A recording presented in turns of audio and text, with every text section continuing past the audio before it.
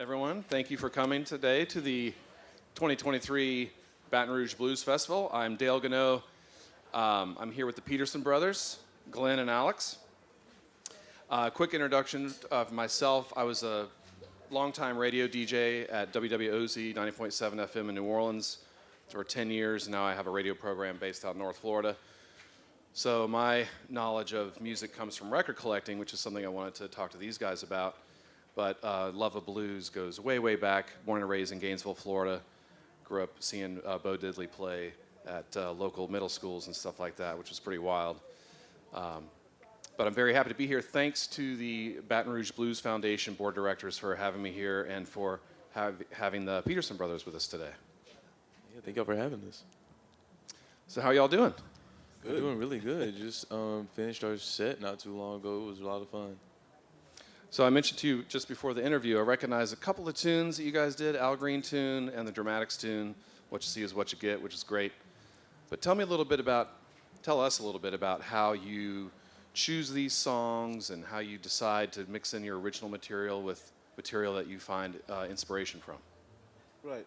Well, I guess like as far as like selecting songs, it's just whatever really sticks with us. You know, we live together, so just like we'll like be listening to music together, or one of us might hear a song. It's like, hey man, check this out, and we're like, okay, you know that sticks. You know, like let's find a way to fit it in the set, whether it's actually covering a whole song or a lot of times too. You know, we might put a little bit of a song into another one.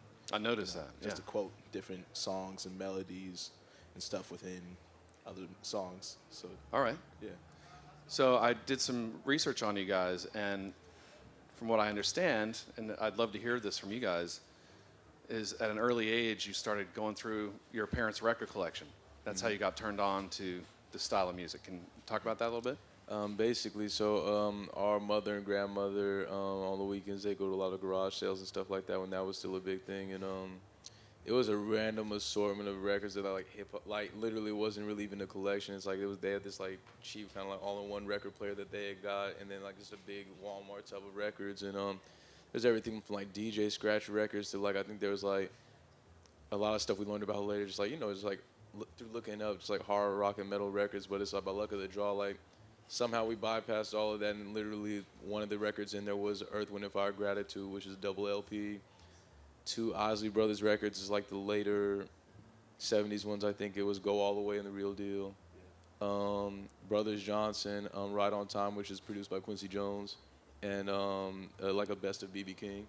All right. And that's kind of what got us started and branching out and doing research on what we do now. So It was kind of interesting you guys gravitated towards the groups where they have family members as the bands. we actually noticed that fairly recently. I was like, wait a second, these are all family bands. Yeah, Right. So Guitar, bass, how'd that come about? Because you studied violin. I picked up violin. I guess like at the same. We started playing music at the same time, and his first instrument, was guitar. My first instrument was violin, and then a few months after that, then I picked up bass. It was just something that I saw and heard, and just naturally gravitated towards as far as picking it. So before that, did you guys play any kind of music together? Were you formally trained? No, but I mean, even we have a really close family as far as like our mother and father, and us and our older brother as well. And yeah, it's just we did a lot of, especially with us being so close in age, we did a lot of things together. Like they put us in, t-ball and stuff like that, soccer, baseball, and this is all with us, 9, 10, 11 years old. And once I got to about 11 years old, and you were about 9 going into 10, going to try music, and that's the thing that really stuck with us. And as far as even with you playing bass, I actually think older brother's here right now, and actually my parents had bought him a bass like I don't know when they bought that for you. Do you remember that? But yeah, so like it's crazy because like with him, it's not like we both play guitar and he just he was the bass player. Like it was weird that he picked it up and he picked it up with the hand technique and everything. I don't know if you remember that, but he was a natural bass player, which was awesome, and you can definitely tell by that by Mike's reaction, our drummer, and myself, and anybody else who plays with us when we're watching him play is like, man. You guys are totally locked in the groove together. That's why, it seems like you've been playing together your whole life. And I guess in a Oh yeah, sense you have. But more now than not, I guess. Right, for Most sure. of our life we've been doing this. Yeah. So yeah, it's been But it's awesome. interesting to me too, because you sort of trade it off with. I mean, the guitar is traditionally a lead instrument, but the way that you guys play, it seems like you kind of like trade off and like play off licks with each other, and even trade off singing leads, which I found really interesting. So, does that work out as brothers? Like, do you guys ever get competitiveness, or is there any like I'm going to do this lead this time or whatever? No, it's just really natural. We share. It's we're just always thinking about how we can complement each other. It's never been about an ego thing. We get along great. We don't argue. We're just always thinking about how can we implement something cool. If anyone wants to sing a certain song, or it's like, oh, it'd be cool if you do a solo here, or whatever. We're just thinking about making the music good. You are the envy of every other band on the planet, I'm sure. I never understood why there's a lot of famous brother bands that they say that can't stand each other, and I'm like, I don't understand that. Yeah. Because it's like, and then one of the things, I mean, it could be a lot of things, but a lot of the ones I've heard is creative differences. I never understood that, because it's like whenever it's your own band, you can do whatever you want, whether it's stylistically or anything like that. So it's like, why don't you just do everything, especially when you're playing live music, and it's like usually doing a 2-hour set so we can get in what everybody wants to do. So never understood that, but for us that's never been a problem, and probably never will be. So Were your parents or grandparents musicians? no, we're the first ones. Really? The only. It's very, very strange, but so but I mean, bigger than them playing or anybody playing, everybody was super, super supportive of us doing it. So it's like, that's more important than anything that anybody could teach us, being so hands-on with, especially, before COVID, our parents were traveling with us. My dad was driving and, kind of helping us road manage, and my mom would be riding the passenger seat, have the calendar and still be on the phone, still booking gigs. And now that our older brother's back in town with us in Austin, they got him on the road with us now, and they're handling stuff at home now that stuff's gotten so busy. So, Nice. yeah. Tell us a little bit about the community in Austin and outside of Austin that you grew up in, and how that sort of fostered your creativity and your musicianship and things like that. I mean, as far as growing up in Austin, it's a great city to grow up in as far as like with music, because you're exposed to so many different things. Genre-wise, of course we got the blues scene, country scene, jazz scene, R&B scene, and everyone intermixes and hangs out. So it's like it's always a really cool thing to see how people collaborate with each other. And even, for example, like the festivals that we may do, it's like we do blues festivals, we've done jazz festivals, but we also do like a ton of like even country or roots festivals too. It's just like, it's a really cool thing to see the overlap, and I feel like you really see that accentuated in a city like Austin too. So Can you tell us a little bit about from Texas, or besides the record digging that you were doing, who are some of your other like influences or inspirational musicians that you found, From Texas? or from anywhere really, but yeah, especially from Texas? Especially from Texas. Well, we were listening. Well, we've done a deep dive on this already, but just revisiting Freddie King and Johnny Guitar Watson. Those are two where it's like not only as guitar players, but like frontmen, and then the way the band was constructed and the way they played. It was like, it wasn't just a lot of even like a lot of stuff tends to be like guitar focused, as it were with them. It's like we took the full band approach where it's about listening to the whole band, and both of us, we write and produce our stuff as well. So even whenever we're on stage, it's like, we allow other musicians that play with us to take solos as well, because it's like, we're looking at it from a producer standpoint instead of like, and just, I'm listening, both of us are just as much fans as we are players. So it's like, I love to listen just as much as I love to play. So it's like, I want to play lead all night. But definitely those two, like the full band, like Freddie King, Johnny Guitar Watson, of course, Johnny Copeland, which, I mean, we know Shamika pretty well. She's awesome. Then, of course, there's a bunch, Stevie and Jimmy, they're from Texas as well. And of course, Gary, Gary and that whole crew is like a big, they're all big brothers to us. So, of course, we were listening to them kind of first coming up, because I think he kind of started kind of like getting notoriety kind of around when we started playing in Austin. So we all kind of like, came up together in that kind of way, as them as part of that generation and us kind of the young guys coming up. So. All right. Are you guys familiar with some of that really early Houston stuff that's happened in the 1950s, like the early rock and roll stuff? Clarence Gatemouth Brown. Oh, For sure. I guess I was going to ask you, 'cause you played Definitely. violin. For sure. All right. Yeah, he ended up living over in Slidell, played a lot in New Orleans. That's where I got to see him. But yeah, a lot of those records I collect are 1950s, so Houston scene, the Duke and Peacock recordings. So I don't know if you guys were digging that far back or not, because Johnny Guitar Watson was doing some stuff with Larry Williams. Oh yeah, before all the funk stuff. All right, yeah. Yeah, but Gatemouth was awesome, especially with you playing violin, like definitely. Yeah, that's an underrated guy right there. He's very talented, and then him and Albert Collins using the capo on the guitar is very, very unique. Like I mean, there might be some of the only two that really like do that. Well, Johnny Guitar Watson, they're all kind of Houston guys, so it's kind of funny. It's like I don't know what was going on that made them. I don't know if they all kind of built that off together or like kind of found it separately, but that was kind of cool. All right, so you guys started, you're digging records, you started playing guitar. Suddenly you're like, boy geniuses. Not to embarrass you guys, but seriously, these guys are unreal. Like So that's in all the him. short amount of time that you've been playing the instrument, you've mastered it. No problem, right? And you're up there having a good time, making it look easy, making us all feel like chumps in the, in the audience. Like, wow, these guys are amazing. So how did you go from there to your professional career? I don't know if there was really a definitive Yeah. transition. I mean, we've just been. I mean, Sort of like we together, always tell people, it's kind of like everybody getting to watch us on stage is just a live look at what happens in our living room during rehearsal. So it's just we're having fun regardless. It doesn't matter if there's 5 people, one person, no people. It's good, or 10,000 people. It's going to be the exact same energy because we all enjoy what each other brings musically. We all enjoy just playing music and listening to each other. So Were you playing house parties or were you playing a church? I mean, did you guys have any a little bit. church upbringing with music or anything like that? Or you know what I mean? Like, how'd you transition from you're playing with each other in your bedroom or garage or whatever?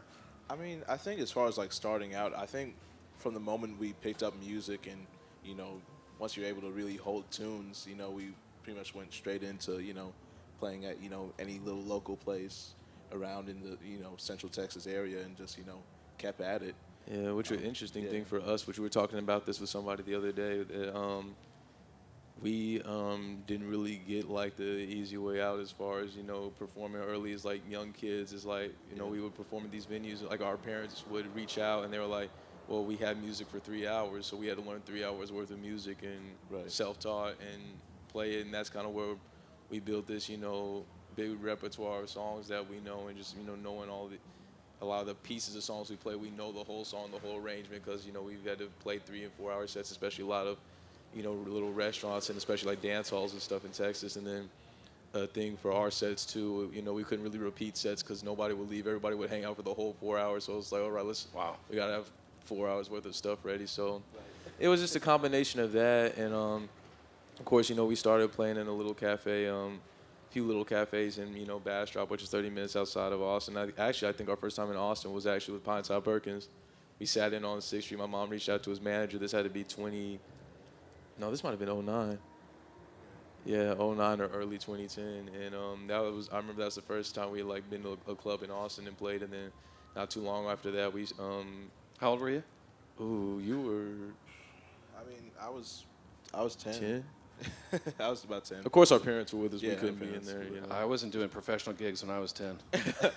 Yeah, I was about 12, but yeah, I mean, Oh, wow, of course, okay. yeah, and then it moved from that, and we were at Antone's not too long after that. That's amazing. Kind of doing a residency opener.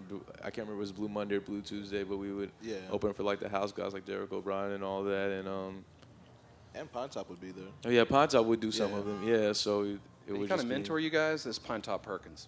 We did anytime they came back through to Texas, and they did like the Chicago or like the Muddy reunions with him and Willie Big Eye Smith. Like we'd open for them at Antone's. I don't think we opened for the gig that Hubert Sumlin was there, but we got to hang out and we got to meet him, and that was the last time he was in Austin. I think he had passed like 3 weeks after that.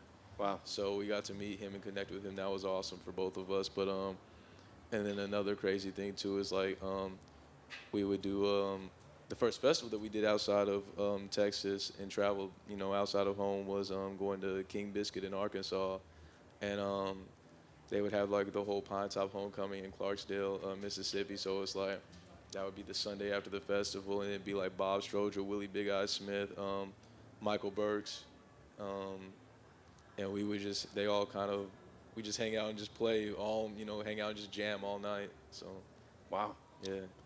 So I know that you guys did one full length, and you've done some EPs recording since then. Have you guys doing any recording recently, or got anything that you're going to surprise people with? Yeah, we're working on a new record right now. As you know, we're looking at this year, dropping some stuff. So stay tuned, right? That's all. That's it. You're not going to tell us any more about it, huh? Who you Yeah. recorded with, or where you recorded? So actually, the funny thing with that, we're actually working on this one with this gentleman that Gary Clark Jr. introduced us to. His name is Ray Angry, one of the most amazing musicians we've ever met, a keyboard player. And Gary sat in with us at Antone's one night, and Lauryn Hill was in town the next night, and he was music director for Lauryn Hill. He plays with Lauryn Hill and The Roots from Jimmy Fallon's band, of course. And yeah, so we kind of built a relationship off there ever since. He went in the studio a few times, and at the end of 2019, we really kind of locked in and started working on it. So we're kind of he's kind of producing, co-producing it with us, playing keys on it, and all that should be out later this year. That's exciting. That's great. Oh yeah. I mean, you guys tour all the time, so it must be like, how often are you home to be able to do that kind of thing? To write music, or do you write on the road? We have a good balance of both. Yeah. We have a good balance of both, and then with us, our kind of process as far as recording is we pretty much flush out the arrangement at home and know exactly what we're going to do in the studio.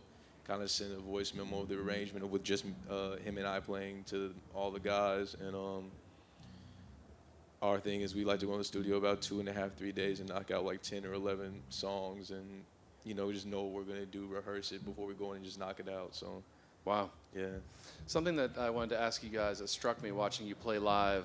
A good friend of mine is a professional musician, and he has stayed with me a few times when he tours. And he wakes up in the morning and starts playing music right away. Before he has coffee or anything like that, he's just playing music. And he does that all the time. And I asked him about it, and he doesn't consider it work.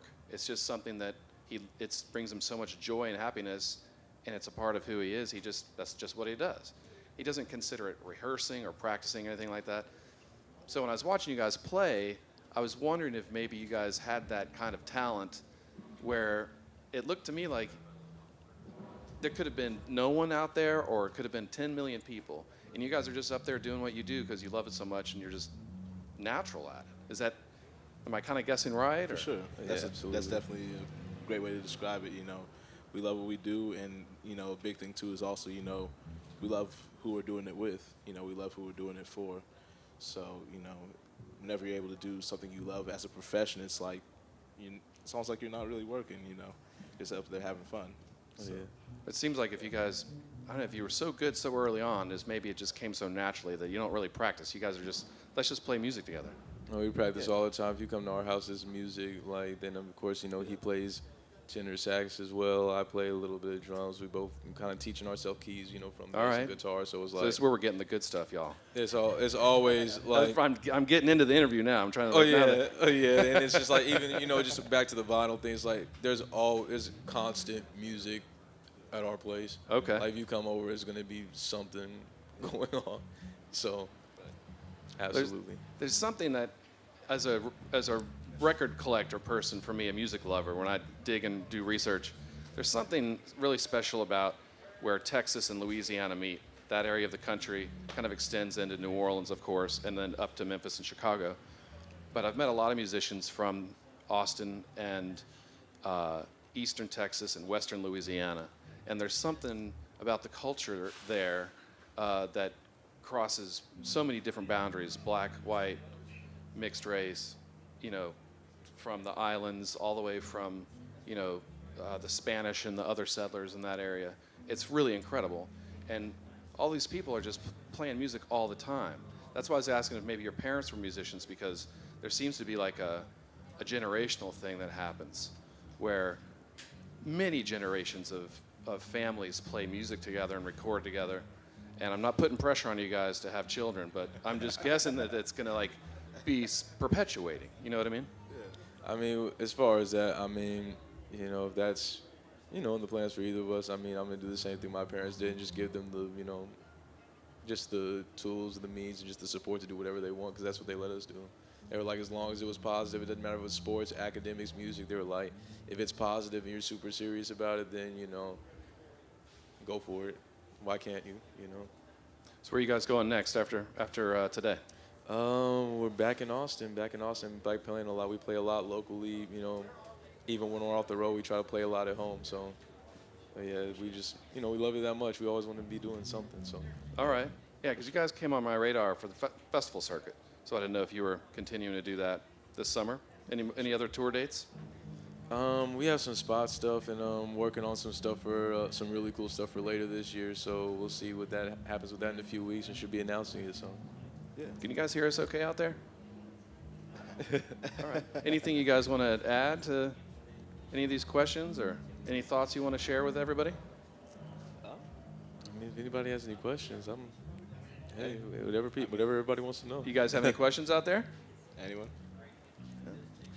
Yeah, when did you decide to, I know when you practice, you play continually, but your sets, I know we were at the Continental Club, you play continuously. You know, like you were jamming the whole time. Did that, you got conscious or decision on your part, or you just like playing so much?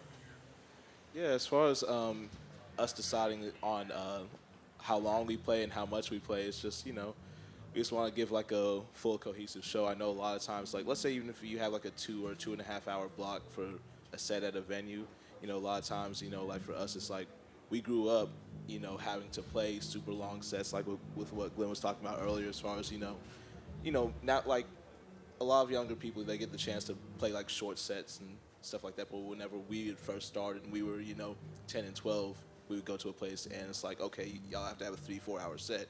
So even nowadays, it still sticks with us, and we just like to keep the momentum going and play that. So if we have like a 2 hour block or whatever, you know, some people might take a break or whatever, but we like to just go ahead and keep it going and keep the music going. So, yeah, for sure. Yeah. Thank you. Thank you so much. Thank you. Yeah, accolades are always welcome from the crowd. You can just tell them how great they are. Awesome. So another thing I was curious about is to excel so quickly as a young person. Have you been received well by older musicians on the touring circuit, or is there a little bit of animosity, or are they kind of like, oh my gosh, these guys are so good, let's collaborate with them or bring them in? Or Oh, I'm yeah, just curious, like, not at all. We've definitely had a lot of support. I mean, we That's did. great. I don't remember what the tour was called, but I know, you know, in 2018 is when we kind of started touring heavy, and we were out for like a whole month, and we did. That's our first long run of shows that we did with Gary Clark Jr. So it was like 6 of those, and then I don't remember how many days it was. It was a lot, but then we did like Kenny Wayne Shepherd's like whole album release tour for whatever album came out that year, like immediately after that. So we were gone for like a month. That was the longest we had been gone up until that point. But no, definitely just had a lot of support just from even musicians locally in Austin too. Like, you know, a lot of the guys who come out to the shows and support, and yeah, it's never met with any animosity, because I mean, with us, we're not, like I said, we never even looked at it as a competition from our point of view. So we're just getting up there and having fun. That's all we're doing. So that's great. That's yeah. probably the best attitude to have, you know? Oh, absolutely. So since we are at the Baton Rouge Blues Festival, I just have to ask you guys a little bit. How familiar are you guys with sort of the history of the Baton Rouge blues scene here? Like, Buddy Guy was born not too far out of Baton Rouge, and Slim Harpo is a huge blues person. Are you guys familiar? For sure. All right, cool. Oh, yeah. Yeah, How a lot of people from.